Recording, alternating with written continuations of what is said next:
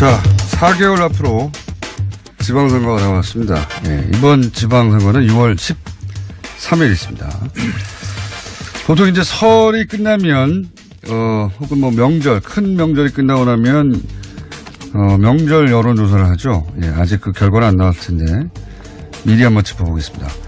박시영 윈지 코리아 부대표 나오셨습니다. 안녕하십니까? 네, 반갑습니다. 박시영입니다. 배종찬 리서치 본부장 나오셨습니다. 안녕하십니까? 안녕하십니까? 예. 지난번 두 분이 나오셨을 때, 첫 번째 굉장히 반응이 좋았고요. 두 번째 나오셨을 때, 이 코너 사라지겠구나. 했는데 또. 연락이 없으셔가지고 사라진 줄 알았습니다. 네. 명절 직후에 또 이런 거 한 번씩 하니까. 네. 예. 아이고, 죄송합니다.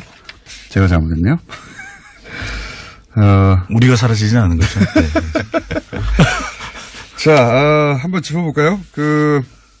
물론 뭐 4개월이면 아직 많이 남았어요. 예, 많이 남았고, 올림픽도 아직 안 끝났고, 올림픽으로 인한, 여론이 어떻게 될지도 아직 뭐 확연히 드러나지는 않는데. 네. 지금 현재 기준으로 한번 짚어보죠. 우선 지방선거를 좌지우지할 변수들이 뭐가 있을까? 한번 짚어보겠습니다. 박 대표님. 네. 예. 부대표 빼고 그냥 대표로 할게요. 발음이 힘들어가지고. 예. 예. 배 부장님이라고 할게요, 그냥. 네네. 본부장이 좀 더 높긴 한데. 네. 예. 감수하겠습니다. 네. 예. 그렇게 짧게 해야지 이게. 네네. 자, 박 대표님 보시기에 변수는 뭐가 있습니까?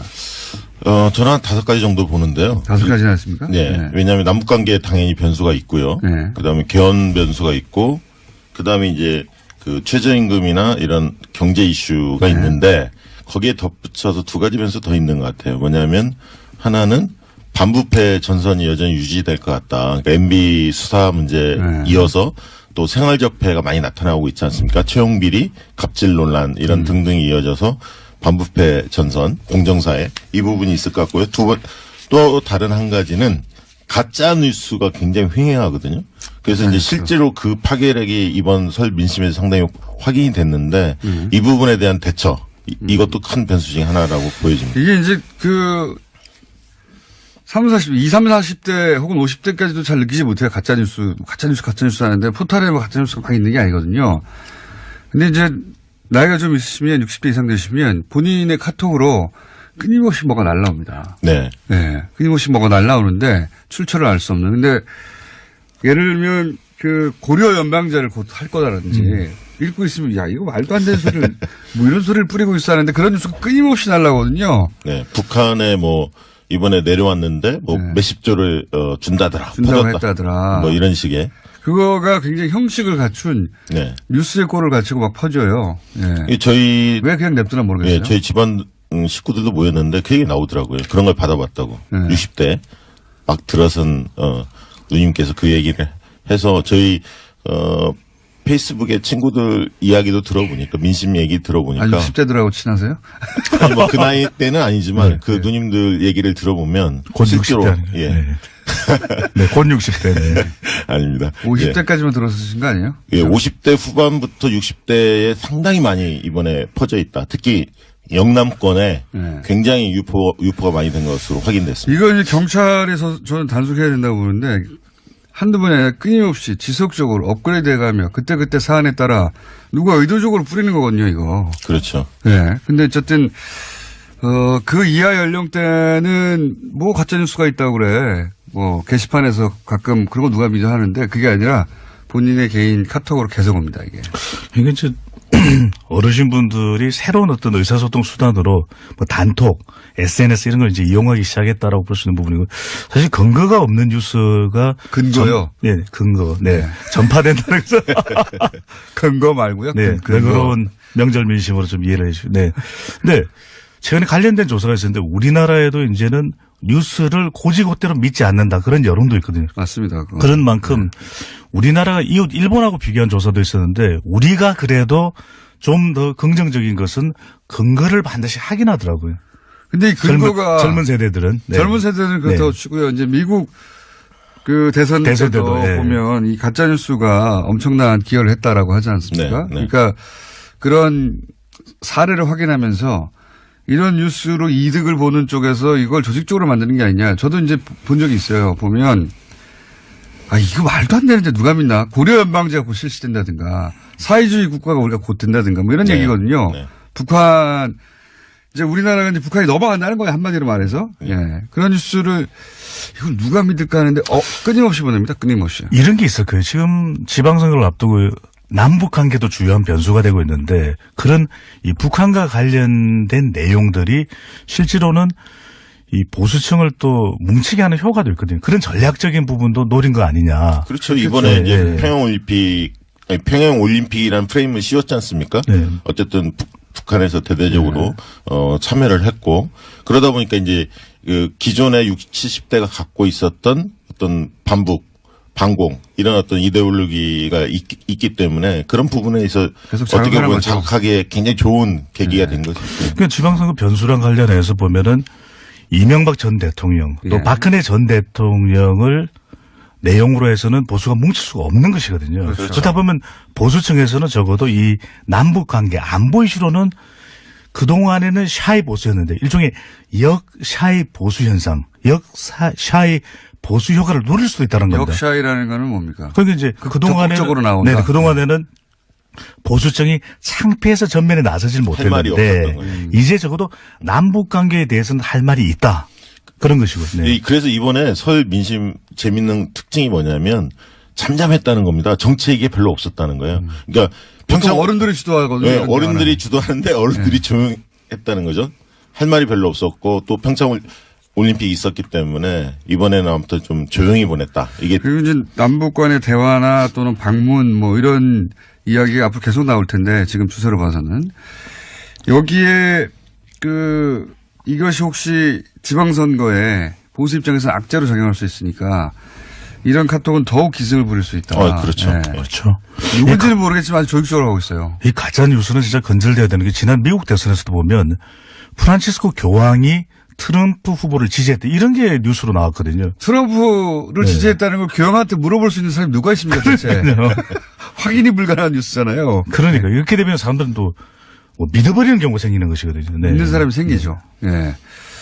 자, 그렇게 변수 중에 뭐 남북 이슈라든가 또는 뭐 최저임금 같은 경제 이슈라든가 또 뭐 채용 비리 같은 거 뭐 그리고 이제 MB 박근혜 전 대통령의 적폐 라인, 네. 적폐 전선 이런 것들이 있는데 나머지는 예측 가능한데 이 남북 이슈는 이런 가짜 뉴스나 네. 또는 20대도 뭐 일정 정도 보수화된 네. 측면이 있거든요. 네. 이게 어떻게 튈지 모르고 요거는 아마 공략 대상이 될 것이다. 네, 계속해서. 그렇습니다. 근데 남북 관계가 지방선거의 결정적 이슈가 될 수 있냐면은 이 부분에 대해서는 조금 의견을 달리하는 것이 아, 그렇군요. 또 대통령의 남북 관련 정책에 대해서는 잘한다는 그런 여론조사 결과가 나오거든요. 네. 그러니까 특정 이슈에 대해서는 보수층이 뭉칠 수 있는 계기, 발판이 될 수 있겠지만 전반적으로는 어느 한쪽으로만 이념적으로 쏠려서 가지는 않을 가능성이 크기 때문에 남북 관계가 중요한 변수임에는 틀림없지만 결정적 원샷이 되기는 아직까지는 좀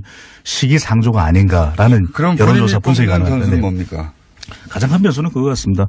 이 적폐청산과 경제 이슈가 어디 쪽이 지방선거까지 더 힘을 받는가. 그럼에도 불구하고 이 뭐 적폐청산 필요감 이런 이야기가 나옴에도 불구하고 여전히 적폐청산 과제가 필요하다라고 국민들은 공감하고 있는 것이거든요. 아직 그리고 필요감 못 느껴요. 저는. 그럼요. 네. 또 이제 MB가 살려줬죠 다시. 경제 이슈와 관련해서는 물론 이것이 중요한 이슈가 되기는 하지만 그렇다고 해서 이것만 가지고서 지방선거의 후보자를 선택하지는 알겠습니다. 않기 때문에 저는 적폐청산 모드와 경제 이슈 이 경쟁하는 구조가 될 저는 걸로 이번에 그 개헌과 관련해서 이게 개헌은? 네, 이슈로 이게 등장할 가능성이 상당히 큽니다. 3월 개헌도? 20일쯤 이제 대통령이 개헌안 발의 네. 할 예정이고요. 그리고 이제 한나라당도 자체적으로 뭐 아니, 자유한국당도 개헌안 발표하겠다. 개헌을 하자는 게 지금 다수 의견인데 보면 한 6대4 정도로. 네, 그렇습니다. 네. 근데 이게 지금 재밌는 부분이 뭐냐면 재미없기만 해봐요. 시간 다 돼가는. 지방 분권이 가장 그 핵심으로 떠오를 가능성이 크다는 거예요. 기본권은 서로 재밌어지는 거예요 지금? 아니 기본권은 기본이고 네. 지방 분권이 왜 중요하냐면 지방 선거에 있어서 지방을 살리려는 세력 대 그렇지 않은 세력과의 이 대결 구도가 형성될 가능성이 상당히 크다는 거죠. 이거 정말 재밌는데요. 네. 코로나 살기 위해서 서로 재밌어해주는, 예. 말도 안 되는 소리들. 여론조사를 보면 개헌에 대한 시각이 분명해지는 것이 필요하다고 생각합니다. 국민들. 그렇죠, 그렇죠. 문제는 이것이 시급하냐. 네. 다른 게 더 급한데 또 개헌의 내용을 또 정확하게는 모르는 것이 또 국민이거든요. 그렇죠. 그리고 또 일부 여론조사 보면 보기 문항에 문제가 있어요. 뭐 무리해서 개헌할 필요가 없다. 무리라는 표현을 쓰거든요. 이번 지방선거 때 그거는 같이 이제 하는 보수 쪽에서 의뢰한 약간 그런 어떤 문항들이 있는 여론조사도 봤는데 그건 좀 문제가 있죠. 예, 네. 무리해서 좋은 게 아무것도 없거든요. 그렇죠. 이 세상에. 예. 좀 무리하신 것 같아요. 말도 안 되는 개그를 막 던지시고. 네. 절박감이 느껴집니다. 코너가 살아야 한다는. 그러니까요. 네. 자, 여기까지 하고 앞으로 이제 두 분 코너가 재밌으면 계속 나오실 거니까요. 자, 이 구체적으로 들어가 볼게요. 지금 시간이 5분밖에 안 남아가지고 1분 이내로 딱딱딱 짚어야 됩니다. 네. 자, 제일 큰 지역 서울. 서울은 뭡니까? 관전 포인트가. 안철수가 등판하느냐 안 하느냐 네. 이게 가장 큰 등판한다면 한다고 봅니다. 저는. 이렇게 한다면 결과는? 한다면 정치 전선이 강화되는 거죠. 정치 싸움이 큰 판으로 벌어집니다. 그래서 안철수 대표가 한다 안 한다가 큰 이슈라고 하면 네. 하면 결과는 어떻게 결과는 안철수가 당연히 지는데 문제는 어떻게 지느냐. 민주당의 변수가 생긴다는 거죠. 왜냐하면 박원순과 안철수의 효과가 강화될 수도 있고요. 한편으로 정치 전선이 강화되기 때문에 새로운 다크호스가 부상할 가능성도 있다는 거죠. 지긴 지는데 민주당의 후보 구도가 변할 수 있다. 네. 지금 당락을 이야기한 건 좀 너무 섣부른 것 같고요. 중요한 것은 이제 안철수 전 대표가 나가느냐 마느냐. 본인의 어떤 정치적인 미래를 생각한다면 출마합니까 안 합니까? 예, 출마합니다. 하면 어떻게 됩니까? 가능성이 높다는 말씀드리고 근데 출마하게 될 때 저는 당락을 예단하는 것은 물론 섣부르긴 한데 쉽지는 않다는 겁니다. 그만큼 지금 이제 환경 자체가 바른미래당의 안철수 전 대표가 당선되기는 어려운데 하지만 중요한 것은 얼마나 득표하느냐가 또 중요한 것이거든요. 얼마나 득표할 거라고 보십니까? 글쎄요. 그래도 저는 이것이 실제 출마를 하면 우리 지금의 여론조사와는 다르게 상당히 또 건접전을 펼칠 가능성 분명히 있어 보입니다. 그럼 자유한국당 쪽에서는 후보가 누군가 나올 텐데 표를 서로 갈라먹지 않을까요? 저는 연대할 가능성이 있다고 봅니다. 연대한다? 예. 자유한국당과 그러면 그걸 좀 여기서 예를 들면 확대해서 자유한국당과 바른미래당이 지역별로 연대할 수도 있다? 저는 선택적으로 가능하다고 보는 편입니다. 그러니까 전면적인 게 아니라 제한적으로 일부 지역에 한해서. 그렇군요. 예. 어렵다고 보이시는데 그런 가장 큰 이유가 이 지방선거는 바른미래당이 정치적으로 또 안착해야 되는 또 중요한 계기거든요. 그런데 한국당 이념적 성향이 다른 한국당과 합칠 경우에 지지층이 과연 더 외연이 확대될 수 있냐 어렵다고 보이죠. 지금 그리고 바른미래당의 지지층의 핵심은 네. 보수입니다. 중도 보수가 아니에요. 바른미래당의 지지층이 정책적 사안에 대해서 보이는 태도를 분석해 보면 굉장히 보수적입니다. 네. 바른미래당은 사실상 보수로 국민의당의 안철수 후보가 통합하면서 그 과정에서 확 보수 쪽으로 네. 가가지고 네. 보수 지지층에 기반된 거 아닙니까 이제? 근데 선거라는 것은 당의 정체성이 또 고추 세워지는 매우 중요한 시기거든요. 근데 연대하기보다는 오히려 지지층은 그대로 가라는 연대보다는 그대로 가라는 이야기를 많이 할 두 수밖에 분이 없는 게. 이제 갈렸고 자 네네. 그러면 PK는요? PK 가능성은 PK는 결국은 이제 여기서 소위 민주당 약진하느냐 마느냐의 문제잖아요. 민주당이 저는 상당히 약진할 거라고 보는데 지금 PK 민심의 핵심 중에 하나가 경남에서 기초단체장 3명이 그 자유한국당을 탈당해서 민주당 입당했거든요. 분위기가 안 좋다 보니까. 예. 그리고 또 김경수 등판이 거의 확실시 되는 분위기인 것 같습니다. 예. 그렇다면 경남 선거가 굉장히 뜨거워질 거고 또 부산 선거하고 또 연계가 되는데 저는 부산 경남 원사이드는 없다고 봅니다. 박빙 선거로 가는데 박빙 선거인데? 그런 측면에서 그래도 과거보다는 훨씬 더 가능성이 높아졌다. 민주당 어떻게 입장에서는. 평가하십니까 본부장님? 네. 박시영 부대표시죠. 부대표 말씀하신 데 저는 공감을 하고. 공감하면 넘어가죠 그럼. 네. TK는요 TK. 공감 안 하는 부분. TK는 김부겸 장관이 그 대구시장에 출마 안 할 것으로 거의 알려지고 있는데요. 그런 측면에서는 과거보다는 약진은 하겠지만 결국 자유한국당이 석권을 하리라고 봅니다. 어떻게 보십니까? 저도 이제 공감하면 공감을 넘어가고요. 네, 넘어가겠습니다. 네. 자, 호남이요, 호남. 호남 어떻습니까? 호남은 민주당, 민평당, 뭐 바른미래당까지 있는데 바른미래당이 3파전의 한 축이 될까는 싶고 민주당, 민평당의 양강구도 아닙니까 사실? 그렇죠. 네. 그렇게 봐야 여기는요? 하는데요. 광역 단위는 민주당이 상당히 우세할 것으로 보여지는데 기초단체장의 경우에는 현직이 그 민주평화당 소속인 그 현직 광역은 민주. 예, 기초는 평화, 접전이 있을 가능성이 크다. 어떻게 보십니까? 공감합니다. 네. 오늘 이제 방송 너무 날로 먹는 건. 박시영 부대표, 배종찬 본부장이었습니다. 감사합니다. 감사합니다. 네, 코너 삽니다, 이거. 자, 4개월 앞으로 지방선거가 남았습니다. 예, 이번 지방선거는 6월 13일 있습니다. 보통 이제 설이 끝나면, 혹은 뭐 명절, 큰 명절이 끝나고 나면, 명절 여론조사를 하죠. 예, 아직 그 결과는 안 나왔을 텐데, 미리 한번 짚어보겠습니다. 박시영 윈지 코리아 부대표 나오셨습니다. 안녕하십니까. 네, 반갑습니다. 박시영입니다. 배종찬 리서치 앤 리서치 본부장 나오셨습니다. 안녕하십니까. 안녕하십니까. 예. 지난번 두 분이 나오셨을 때, 첫 번째 굉장히 반응이 좋았고요. 두 번째 나오셨을 때, 이 코너 사라지겠구나. 했는데 또. 연락이 없으셔가지고 사라진 줄 알았습니다. 네. 명절 직후에 또 이런 거 한 번씩 하니까. 네. 예. 아이고, 죄송합니다. 제가 잘못했네요. 우리가 사라지진 않은 거죠. 네. 자, 하고 있으면, 야, 이거 말도 안 되는 소리를, 뭐 이런 소리를 뿌리고 있어 하는데 그런 뉴스가 끊임없이 날라오거든요. 네, 북한에 뭐 이번에 내려왔는데 뭐 네. 몇십 조를 준다더라. 준다고 퍼졌다. 했다더라. 뭐 이런 식의. 그거가 굉장히 형식을 갖춘 네. 뉴스의 꼴을 갖추고 막 퍼져요. 예. 이 저희 왜 그냥 냅두나 모르겠어요. 예, 저희 집안 식구들도 모였는데 그 얘기 나오더라고요. 그런 걸 받아봤다고. 네. 60대 막 들어선 누님께서 그 얘기를 해서 저희 페이스북에 친구들 이야기도 들어보니까 민심 얘기 들어보니까 아니, 60대들하고 친하세요? 아니 뭐 그 나이 때는 아니지만 네, 그 누님들 얘기를 들어보면 곧 실제로 60대 아닌가요? 예. 네. 네, 곧 60대. 네. 아닙니다. 50대까지만 들어서신 거 아니에요? 예, 50대 후반부터 60대에 상당히 많이 이번에 퍼져 있다. 특히 영남권에 네. 굉장히 유포가 많이 된 것으로 확인됐습니다. 이거 이제 경찰에서 저는 단속해야 된다고 보는데 한두 번이 아니라 끊임없이 네. 거기에 덧붙여서 두 가지 변수 더 있는 것 같아요. 뭐냐면 하나는 반부패 전선이 여전히 유지될 것 같다. 그러니까 MB 수사 문제 네. 이어서 또 생활적폐가 많이 나타나고 있지 않습니까? 채용비리, 갑질 논란 이런 등등이 이어져서 반부패 전선, 공정사회 이 부분이 있을 것 같고요. 또 다른 한 가지는 가짜 뉴스가 굉장히 횡행하거든요. 그래서 이제 실제로 그 파괴력이 이번 설 민심에서 상당히 확인이 됐는데 이 부분에 대한 대처 이것도 큰 변수 중에 하나라고 보여집니다. 이게 이제 20, 40대 혹은 50대까지도 잘 느끼지 못해요. 가짜뉴스 하는데 포탈에 뭐 가짜뉴스가 막 있는 게 아니거든요.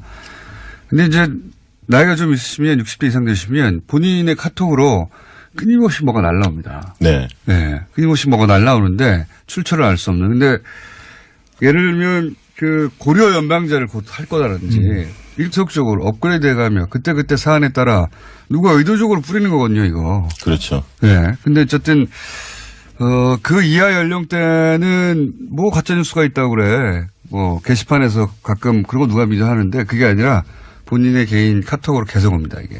이게 이제 어르신분들이 새로운 어떤 의사소통 수단으로 뭐 단톡, SNS 이런 걸 이제 이용하기 시작했다라고 볼 수 있는 부분이고 사실 근거가 없는 뉴스가 근거요? 네, 근거. 네. 네. 전파된다는 거. 근거 말고요? 네. 그런 명절 민심으로 좀 이해를 해 주시고. 네. 근데 최근에 관련된 조사가 있었는데 우리나라에도 이제는 뉴스를 고지고대로 믿지 않는다. 그런 여론도 있거든요. 맞습니다. 그건. 그런 만큼 우리나라가 이웃 일본하고 비교한 조사도 있었는데 우리가 그래도 좀 더 긍정적인 것은 근거를 반드시 확인하더라고요. 근데 이 근거가 젊은 세대들은 네. 젊은 세대는 그렇다고 네. 치고요. 이제 미국 한번 짚어볼까요? 물론 뭐 4개월이면 아직 많이 남았어요. 예, 많이 남았고 올림픽도 아직 안 끝났고 올림픽으로 인한 여론이 어떻게 될지도 아직 뭐 확연히 드러나지는 않는데 네. 지금 현재 기준으로 한번 짚어보죠. 우선 지방선거를 좌지우지할 변수들이 뭐가 있을까 한번 짚어보겠습니다. 박 대표님. 네. 네. 부대표 빼고 그냥 대표라고 할게요. 발음이 힘들어가지고. 예. 네. 배 부장님이라고 할게요, 그냥. 네, 알겠습니다. 본부장이 좀 더 높긴 한데, 네. 예. 감수하겠습니다. 네. 네. 그렇게 짧게 해야지, 이게. 네네. 자, 박 대표님 보시기에 변수는 뭐가 있습니까? 저는 한 5가지 정도 보는데요. 5가지나 있습니까? 네. 왜냐하면 남북관계에 당연히 변수가 있고요. 네. 그다음에 개헌 변수가 있고, 그다음에 이제 그 최저임금이나 이런 경제 이슈가 있는데